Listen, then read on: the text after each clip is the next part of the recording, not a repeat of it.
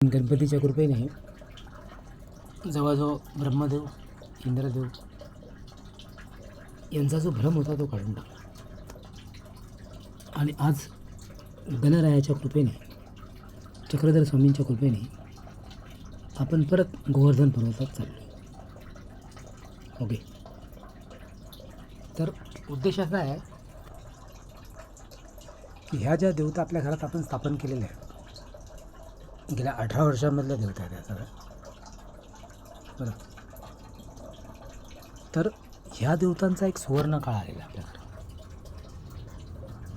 आणि तो मला एकट्याला शक्य नाही आहे, स्वामी करून घेतात ते आपल्याकडून.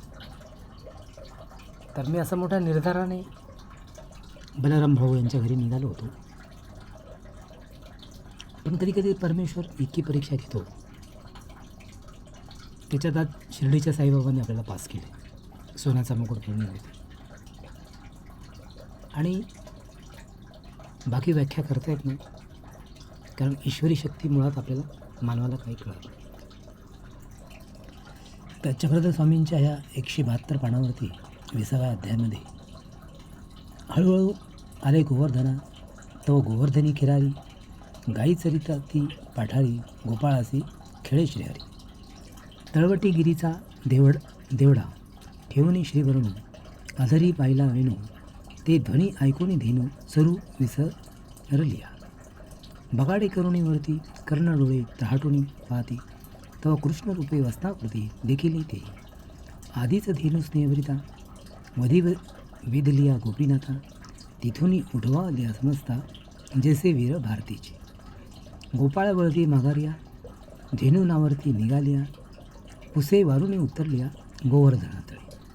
ऐसा विधे आकर्षिता, वस्तासी मिनलिया माता, तो स्पर्शानंद सांगता बुबडी जेल राणी.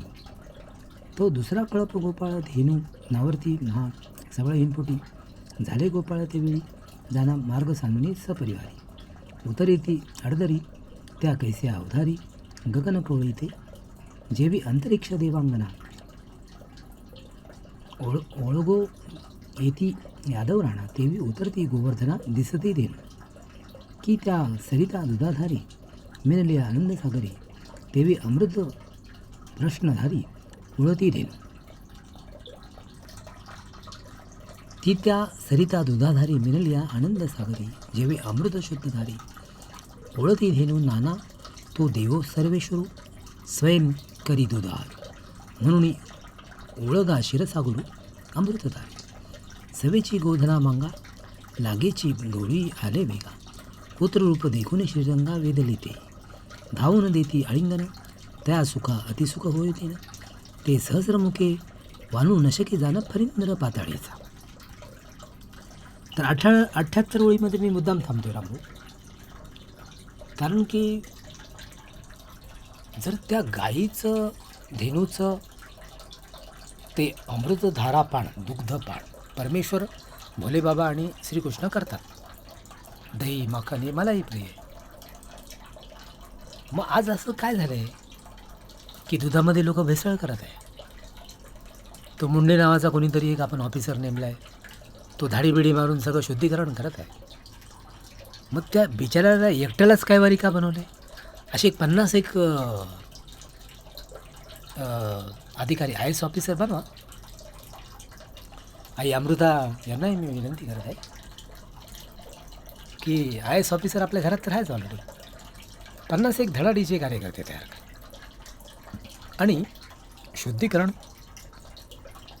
सकस आहार, गोवर्धन पर्वत आणि असे बरेचसे पर्वत हे गाईमय करा. कारण की शुद्ध आहार, शुद्ध दूध, अमृत तुमच्याकडे मिळालं तर तुमच्या माणसामध्ये कमजोरी राहणार नाही. बरोबर. आता ते परदेशी लोक आपले दुश्मन आहे, त्याच्या मागे एक वेगळं कारण आहे, ते सापडले आपल्याला कारण. पण तुम्हाला मनुष्य बापुड्यांना मी ते सांगणार नाही, कारण अतिशय गहन आहे. शंकर महाराजांना माहिती आहे, स्वामींना माहिती आहे. आणि मला ते अंतर्यामी शक्तीने थोडं थोडं कळायला लागलं आताशी, की भारतामध्ये सकस आहार देणाऱ्या ज्या आपल्या गायी आहेत किंवा जो गोलोक आहे, त्याचं मी गेली 12 वर्ष किंवा गेली 7 वर्ष त्याचं तुम्हाला वारंवार विनंती करत आहे की त्यांचं तुम्ही पालनपोषण करा. आणि येत्या काळामध्ये मुलांना सकस आहार देण्याचा प्रयत्न करा. दारू मुळात बंद करा, गुटखा मुळात बंद करा, वेश्यालय आणि ते लव वगैरे आहे ना, लव जिहाद म्हणजे बाळासाहेब ठाकरेंनी चोपून बंद केलं होतं, ते मुळात बंद करून टाका. मुलींना अतिशय वळणदार वागायला शिका, बरोबर, जेणेकरून समाज हा परत सत्ययुगाकडे घेऊन जावा. यालाच गोपाळ गणेश आगरकर असा सुधारणा आयोग म्हणतात. बरोबर. तर ग्रंथ हे निमित्त आहे रामभाऊ, काय दिगंबर भाऊ, ग्रंथ हे निमित्त आहे. आणि मला ह्या महिन्यात काय झालं आहे, मला मी दिगंबर भाऊची आणि रामभाऊंची माफी मागतो की मला ह्या महिन्यामध्ये नको तेच झालं आहे. मला काही चुकीच्या प्राण्यांच्या हातून जेवण खाल्लं की नको तीच गोष्ट मला घडते.